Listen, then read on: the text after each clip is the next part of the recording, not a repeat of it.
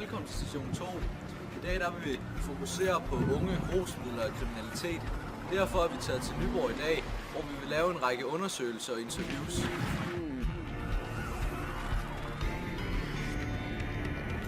Vi står nu i dag ude foran Nyborg politistation, hvor vi skal ind og interviewe Jørgen Gustavsen, som har været politimand i næsten 30 år, om unge, rusmidler og kriminalitet.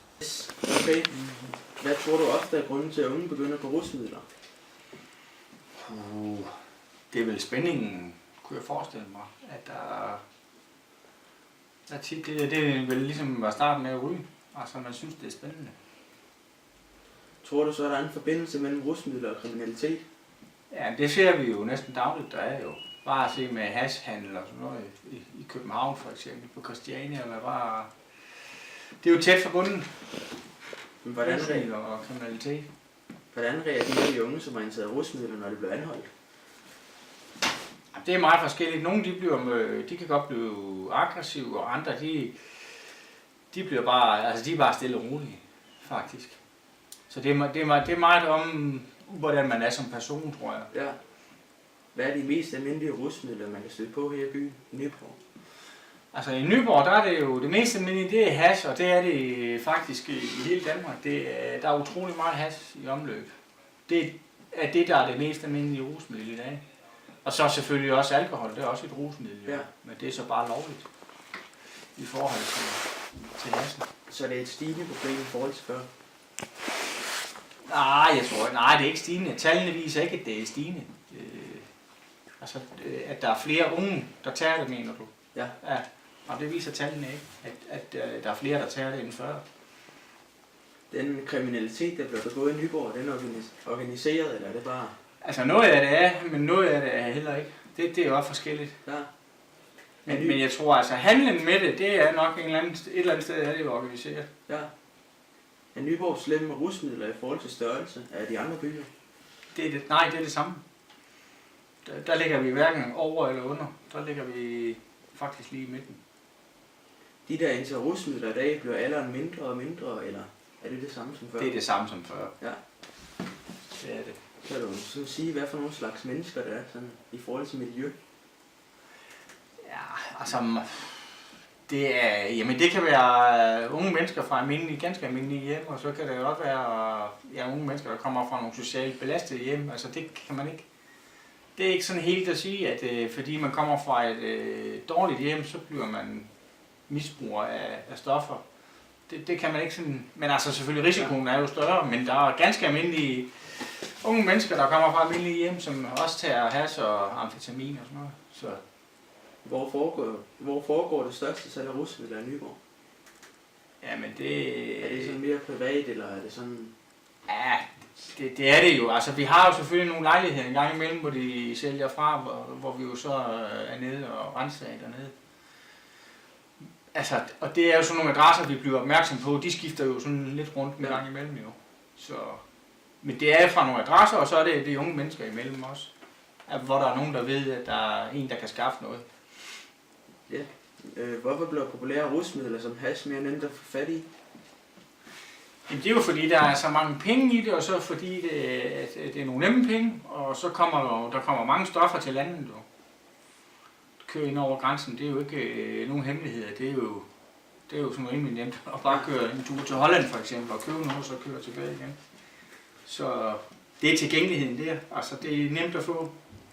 Kan du give en lille top 3 på de mest populære rusmidler i Nyborg og omegn? Jamen, det er hashen, der er mest populær, og så er det amfetamin. Og så tror jeg faktisk, kokain, det kommer nok som nummer 3, vil jeg tro. Hvad er konsekvenserne for at blive taget, hvis man er påvirket af rusmidler? Det kunne være hash eller amfetamin. Jamen altså, det kommer jo an på, hvis du kører bil for eksempel, så mister du jo selvfølgelig dit kørekort. Jo. Men hvis du bliver taget, så kan du få en bøde for det jo. Det er typisk 2.000 kroner første gang jo. Så er det jo lidt billigere jo, hvis man er lidt yngre, under 18 år. Yes. Er det ofte gengangere, du ser på rusmidler? Altså, hvis de bliver taget før, så er det tit dem, der kommer ind igen? Ja, det er det som oftest. Det er det. Hvilke type mennesker er det, der står på havnen og drikker en fredag aften? Ja, hvilke typer? Yes. Ja, Jeg tror ikke, der er nogen, der står og drikker på havnen fredag aften. Det tror jeg sgu ikke. Og så er der jo nogle fiskere dernede, når de har været ude og fange fisk og sådan noget. Det er nede i fiskerihavnen, men det ved jeg ikke. Altså, der er jo nogle unge mennesker, der samles dernede om aftenen i sommerperioden. Men det er jo så mere med biler og sådan noget, men de står og synes sådan ikke og drikker bajer dernede. Jamen, det var sådan set bare det. Var det det? Yes. I dag er vi taget til Sprogtoft Nyborg, hvor vi skal interviewe Lille A om hans hashmisbrug. Hej, og velkommen til dig, Lille A. Vi er glade for, at du vil have et interview med os i dag. Ja, goddag. Hvornår prøvede du første gang at ryge hash? Jeg startede, da jeg var 14 år. Hvor længe har du så haft et hashmisbrug? Jeg er 16 nu. Jeg har røget hash siden jeg var 14 uden stop. Hvordan startede det? Jeg var i byen med min kammerat Jon, og han kendte en, der havde noget. Jeg kendte ikke sådan til det dengang, men jeg sugede af bønnen og kunne lide det lige siden. Hvorfor gør du det? Det er dejligt. Man glemmer alle problemerne og kommer op og flyve. Tænker du slet ikke på, at det skader dig? Der er sgu så meget, der skader. Man skal jo dø på et tidspunkt, og lever jo kun én gang. Bliver du aggressiv, når du ryger hash, eller hvordan? Jeg tror sgu, jeg bliver ret sløv og kærlig, men det kan da ske, at jeg bliver aggressiv. Hvor mange gange om ugen ryger du så hash? Jeg ryger sammen med shibabsene 7-10 gange om ugen, men jeg ryger det dobbelte i ferie. Hvordan skaffer du så din hash? Jeg går ned til en mand, jeg kender på gaden, og stoler på ham, om han skulle ikke købe det af ham og går videre. Det er ikke så svært, der er også mange lejligheder, du kan købe af. Er det dyrt at have et hashmisbrug, som du nu har? Det er det vel, men det skulle også dyrt at ryge cigaretter, men det skulle helt være. Vil du selv kalde det et misbrug? Det ved jeg sgu ikke. Du har jo kaldt det, men jeg hygger mig med mine shababsene og Vivi. Har du nogensinde lavet noget kriminelt så? Du er ordentlig nysgerrig i dig, men hvem har ikke det? Var det så imens du havde røget noget hash? Nej, det var det ikke. Synes du selv, du lever det gode liv? Ja, jeg lever det gode liv fuldt ud, du ved. Damer, sprut og syv, det er det bedste.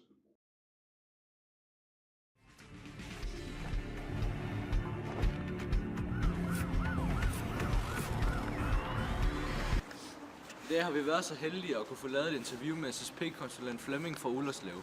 Da han desværre ikke har kunnet møde op, bliver det over telefon.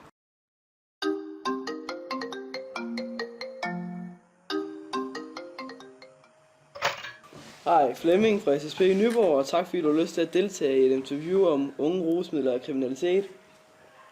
Ja, tak. Flemming, du går jo normalt og arbejder med en del unge.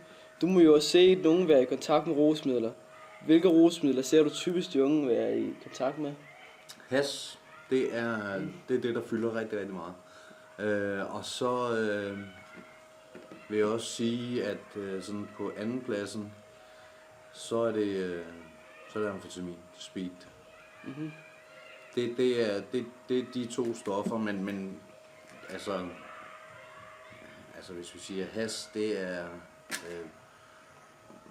på en skala fra 1 til 10, så vil jeg sige 8, og amfetamin, det er 2. Ja. Hvilke alder tror du, de unge begynder at drikke i, sådan? Og hvem tror du, der er lettest ved at ryge på det der spor tidligt? Jamen, jeg vil sige, at de unge, de begynder at drikke, når de får lov af deres forældre. Mm. Debutalderen for, hvornår de begynder at drikke, den har ændret sig i de 7 år, jeg har været SSP-konsulent. Da jeg startede, der var det mere normalen, at man var 13 år. Omkring de 13 år, når man blev konfirmeret. Det har ændret sig. Det er ikke på samme måde som tidligere, at det bare er sådan helt normalt, at man får lov til at begynde at drikke, når man bliver 13, eller når man bliver konfirmeret. Der er flere forældre, der er blevet bedre og dygtige til at sige nej til deres børn, om at de skal vente til at begynde at drikke lidt senere igen. Hvilke typer er det typisk, der indtager rusmidler? Som regel er det unge mennesker, som har nogle problemstillinger i deres liv, som gør, at de er mere åbne over for at skulle eksperimentere. Dem, der i forvejen har forskellige problemstillinger i deres liv, De finder ud af, at det her det er et stof, der gør, at de kan få noget ro på, eller at de kan slukke for de her følelser. I forhold til hash, altså der er det jo blevet en myte, skrøne, eller hvad man nu skal kalde det, at hash er ikke farligt. Det er altså, og det er helt tilbage fra dengang jeg var ung, altså hvad der er. Jeg har ikke hørt af historier om, at hvor klog man rent faktisk blev af at ryge hash, og hvor mange historier om folk, der var gået til eksamen og havde fået topkarakterer, fordi de havde prøvet at ryge hash. Det kan godt være, at det er sket for en enkelt eller to, men hvor tror I de her historier kommer fra? De kommer fra folk, der ryger hash, eller sælger hash. Hvordan er de unge, når de har indtaget rusmidler? I rusmidler så er der upper og downer. Okay. Heroin, det er en downer. Det er sådan en, man falder, det er hash faktisk også. Amfetamin, og speed og coke og ecstasy og nogle af de her stoffer der, det er upper. Det er sådan, så skal der ske noget. Unge mennesker, som har taget amfetamin, de bliver aggressive, specielt når de kombinerer det med alkohol. Tror du, der er en forbindelse mellem kriminalitet og rusmidler? Ja, det ved jeg da. Det ved du. Det ved jeg. Kan du uddybe det? Ja, det kan jeg godt. Rusmidler, det er forstået på den måde, at hvis det er, at man ryger ud i et misbrug, hvis man kommer ud i et længerevarende misbrug, på et tidspunkt, så kan du ikke finansiere dine stoffer ved egen hjælp. Altså det kan du ikke. Og så begynder man at lave kriminalitet. Nogle af dem, de begynder selv at sælge stoffer af de unge mennesker. Nogle begynder at lave indbrud, butikstyverier. Butikstyverier er der rigtig meget af blandt misbrugere. Dengang jeg boede over i København, jeg ved ikke hvor tit jeg ikke har oplevet, at der er lige kommet en hen og taget fat i mig og sagt, vil du ikke købe en oksemad fra? Men altså indbrud, tyverier, salg af stoffer. Hvad med vold? Vold, det er oftest, når det er, de går i byen, så er det jo noget af det, der dukker op. Også sådan almindelige gaderøverier. Altså, Vel også hærværk? Ikke når de når langt ud i misbrug, så er det ikke så meget hærværk. Altså, så det er ikke det, fordi tankerne, de begynder at gå på hele tiden om, hvordan skaffer jeg penge til mine næste stoffer. Ja. Så det der med at lave hærværk, det er ikke det, det er som regel unge mennesker i starten, hvor de eksperimenterer, de er i byen og har drukket hjernen.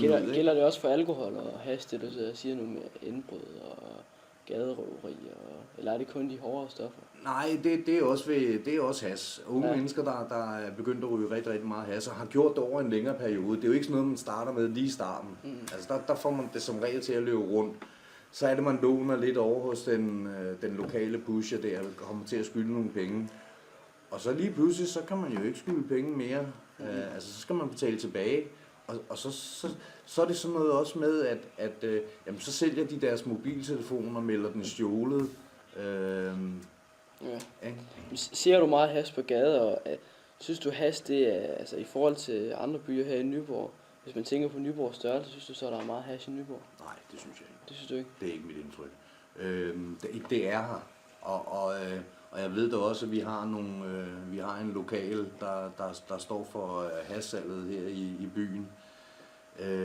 Og jeg ved da også, at der er en del unge mennesker, der frekventerer det her, men det er ikke udbredt mere her i Nyborg end andre steder. Tror du, det er organiseret? Ja, det ved jeg da. Det er organiseret? Det er organiseret, ja. Jeg ved også, at fra tid til anden, så har der været sådan flere adresser, det er blevet solgt fra, styret af den samme person. Så tror du, man bliver dummere af at ryge hash? Jeg ved, man bliver dummere af at ryge hash. Man bliver dummere? Ja.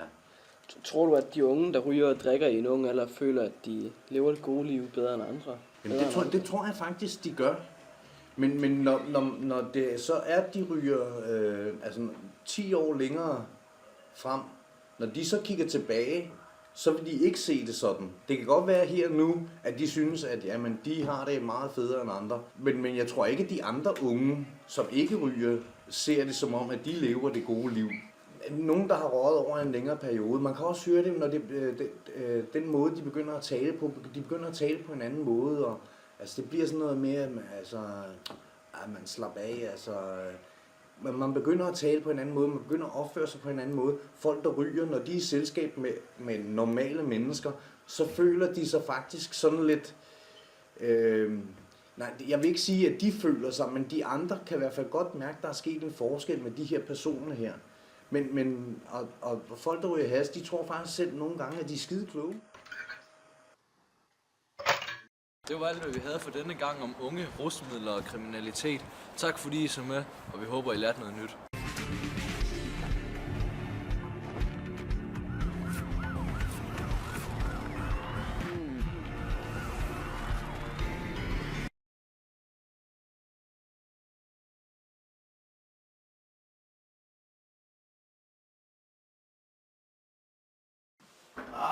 Claus, kommer du med det sidste bajer, eller hvad? Er det Claus, du kommer med nu? Ja, hvor satan. Hej Claus, skal I sgu bare se her, drenge. 1, 2, Skål. 3, Yes, sådan der. Gang i det. Skal vi se. Skål du. Jo tak. Vi åbner der. Og lige til mig også. Noget borger. Det skal sgu være en hyggelig aften i dag, Ja, hva'? det skal det være. Hey, skål. Skål, drenge. Ja, for satan, man. Skal I lige se, om jeg har fået, eller hvad, drenge? Ja, Skal I se, om du har fået,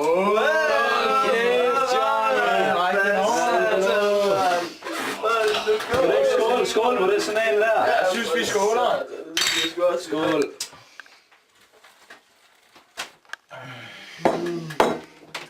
Sådan fint, sådan en her. Det går sgu lige op i hjernen, det her. Så må du hellere tage tilbage, inden jeg skærer fingrene af. Ja, for satan. Værsgo. Ja, skal vi gå en tur, eller hvad? Det dunker sgu lidt i hovedet, synes jeg. Ja, det bliver sgu lidt varmt herinde. Ja, det synes jeg Det sgu må jeg også. sige. Satan. Ej, vi skal vel lige drikke. Ja, vi drikker ud. Nej, drenge, det er sgu den 7. vi kører på nu. Alle hovedkonster, da I kommer, det må være det gode liv. Det gode liv. Det gode liv. Det gode liv. Hvad er det? Jeg skulle da lige have for flere, vil du mand. Der er sgu lige en mere til, ja. Er der ikke stemning for en sang eller noget? Det synes jeg nok. Den er tildelt til Johnny. For Johnny er en af vejene. Johnny er en af vejene. En rigtig guttermand. En rigtig guttermand. Rigtig guttermand. Ja, Johnny er en rigtig guttermand. Prøv at se noget, dreng. Ja, det er sådan her. Hvad fanden? Hvad fanden laver I det? Hvad fanden sker der?